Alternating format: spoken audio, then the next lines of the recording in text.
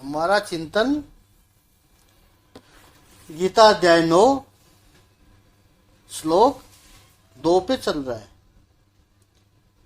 प्रभु कहते हैं यदि कोई जघन्य से जघन्य कर्म करता है किंतु वह भक्ति में रत रहता है तो उसे साधु ही मानना चाहिए, क्योंकि वह अपने संकल्प में अडिग है, इसलिए ये ज्ञान पवित्र है। चौथी बात कही प्रभु ने, उत्तमम। ये ज्ञान कैसा है? पहले का राज विद्या, दूसरा राजगुह्य, तीसरा पवित्रम, और अब कह रहे उत्तमम, चौथा बता रहे सर्वश्रेष्ठ है। क्यों? क्योंकि इस ज्ञान को पाने के बाद भक्त भगवान की कक्षा में पहुंच जाता है, इसलिए वो तप है। गोस्वामी तुलसीदास जी ने जब रामचरितमानस की रचना की तब भगवान रामचंद्र जी के प्रागट्य के समय छंद गए हैं, वो बड़े प्रसिद्ध है। भय प्रगट कृपाला दीन दयाला, उसमें गोस्वामी तुलसीदास जी अंत में लिखते हैं कि यह चरित्र जो गावही हरिपद पावई तेन परे भव कूपा। छंद की अंतिम लाइन है ये, भगवान श्री रामचंद्र जी का चरित्र जो गाएगा अर्थात परम तत्व प्रकट होता है, उसके अनुभव को जो व्यक्त करेगा उसका परिणाम क्या होगा? राम जन्म के बाद में क्या परिणाम मिलेगा उसका? हरिपद पाएगा, यानी हरि के गुण जो गाएगा वो हरिपद पाएगा। परमात्मा का ज्ञान जो पाएगा वो ईश्वर का पद पाएगा, इसलिए ये उत्तमम कहा है प्रभु ने। उत्तमम का है भगवान तो अवतार लेकर संसार में आ गए, तो भगवान का पद खाली रहेगा, वहां पे कौन बैठेगा? उस सिंहासन तो खाली हो गया, खाली कैसे चलेगा? तो गोस्वामी तुलसीदास जी कहते हैं वो खाली नहीं रहता है भगवान का सिंहासन।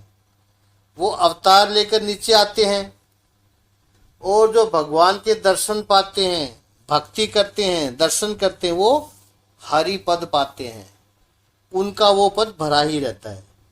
वहां भक्त बैठ जाते हैं, प्रभु नीचे अवतार लेकर घूम रहे हैं, लीलाएं कर रहे हैं, और भक्त ऊपर बैठे हुए चिंतन कर रहे हैं, उनकी लीलाओं को देख रहे हैं। हरिपद पावही तेन परे भव कूपा।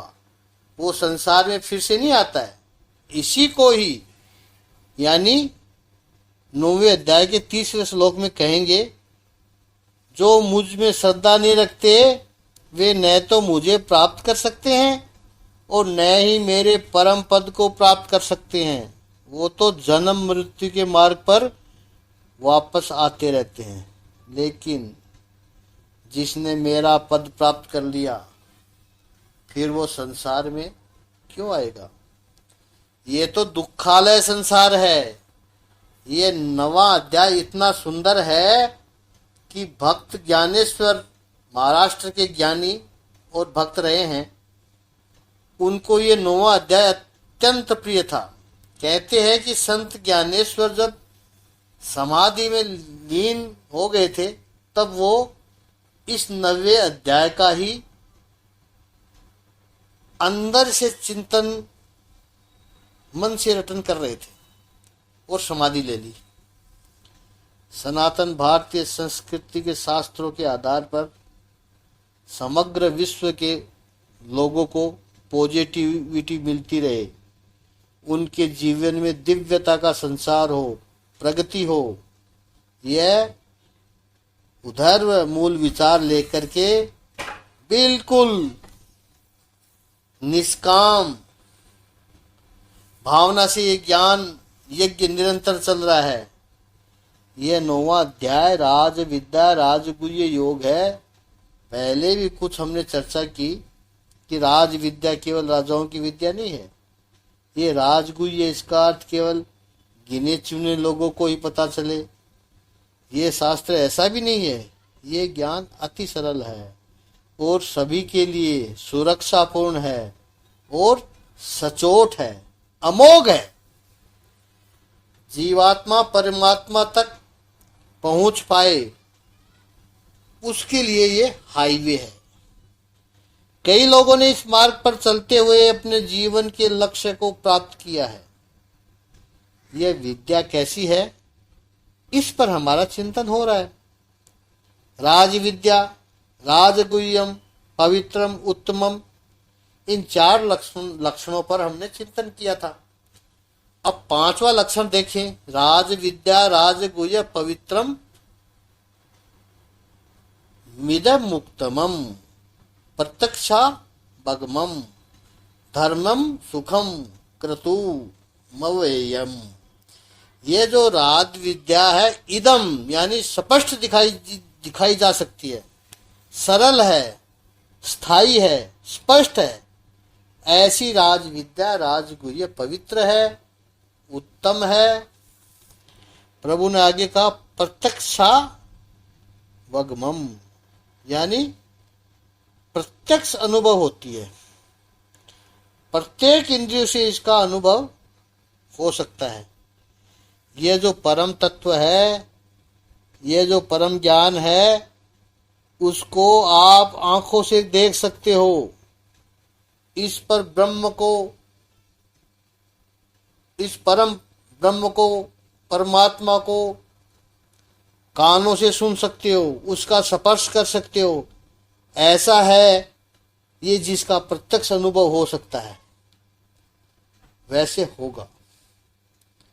मनुष्य जितना इस मार्ग पर प्रगति करेगा, अध्यात्म के पथ पर, राज विद्या के राजमार्ग पर, इस पथ पर, उतना उसे अपने आप में, स्वयं में अंतर दिखाई पड़ेगा। स्वयं में विकास का अनुभव होगा।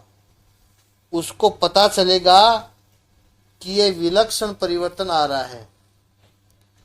स्वामी विनोबा भावे ने बहुत सुंदर बात कही है प्रत्यक्ष वाग्मम के लिए, कि शब्दों के द्वारा वर्णन करोगे तो कदाचित शब्द कम पड़ जाएंगे, लेकिन प्रत्यक्ष अनुभव की कसौटी में बिल्कुल खरा उतरेगी। ऐसी ये घटना है। गोस्वामी तुलसीदास जी कहते हैं कि किसको पता है कि हम कहाँ जाएंगे, सुरपुर जाएंगे, यमपुर जाएंगे, कहाँ जाएंगे, कौन जानता है। लेकिन तुलसी को तो इसी संसार में रहकर भगवान श्री रामचंद्र जी का सेवक बन के रहना है। यही अच्छा लगता है।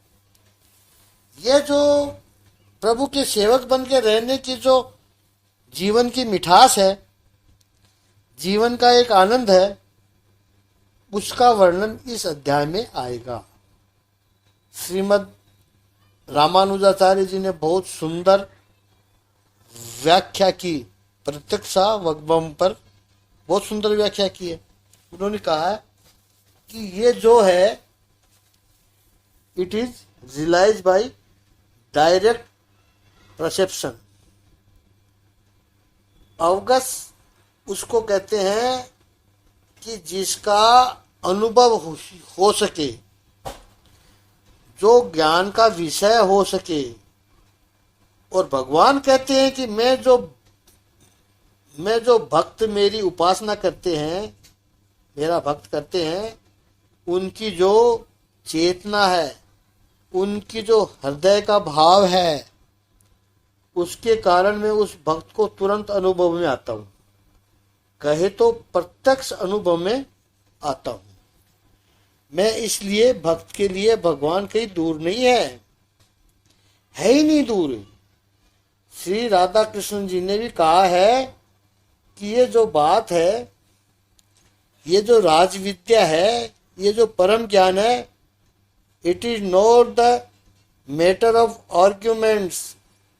वो दलील की बात नहीं है।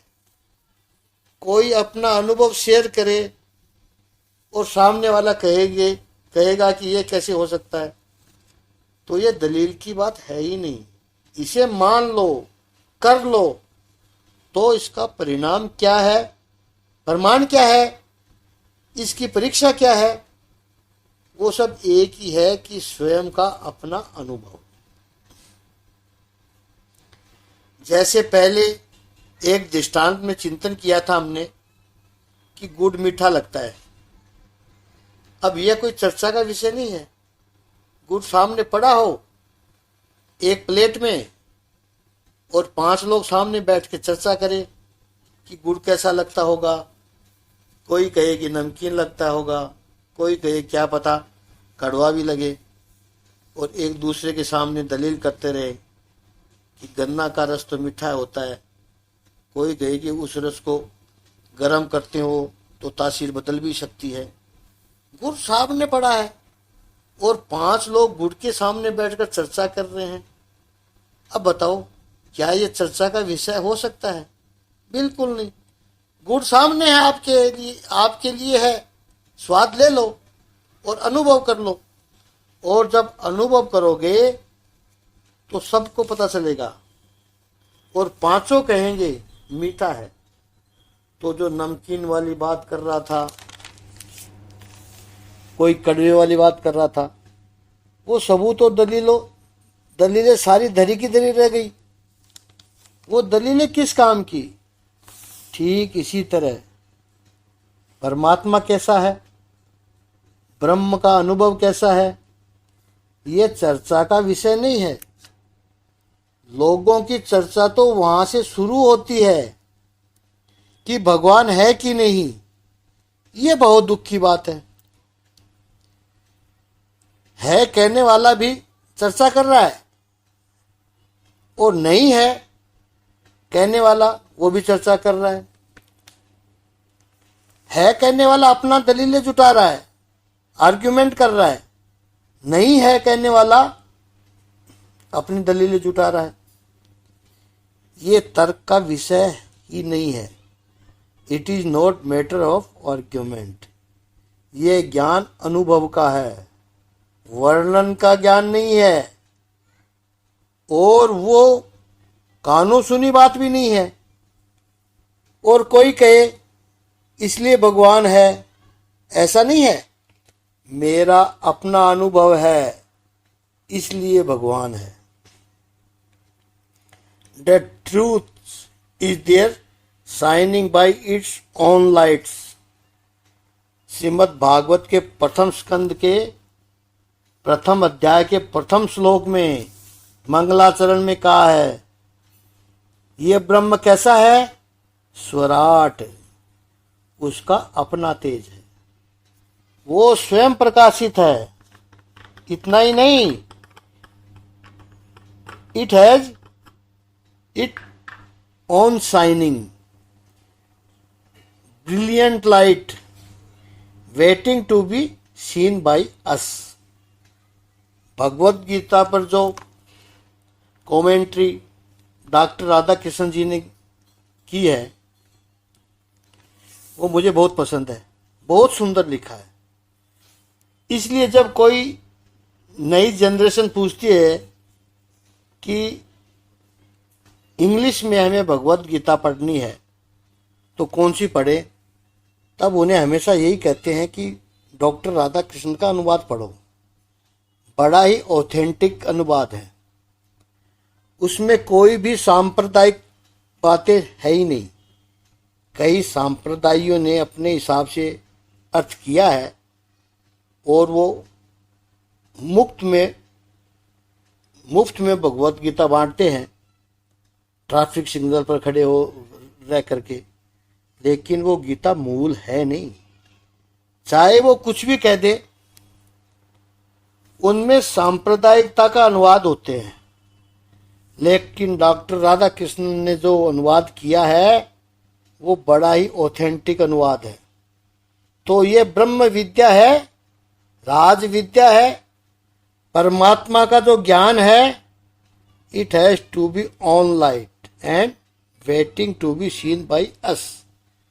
उसकी अपनी चमक है, उसका अपना ही प्रकाश है, और जो हमारे पास आने की प्रतीक्षा कर रही है वो तो है ही, बस हमारी तरफ से कुछ पर्दे पड़े हुए हैं, वो हट जाए बस वो पर्दे कौन से पड़े हुए हैं जिसके बारे में भगवान ने पहले ही श्लोक में कहा कि वो पर्दा है असूया, ईर्ष्या, माया। ऐसे जो पर्दे हट जाए तो परमात्मा तो स्पष्ट है, दिखाई पड़ने जैसा है।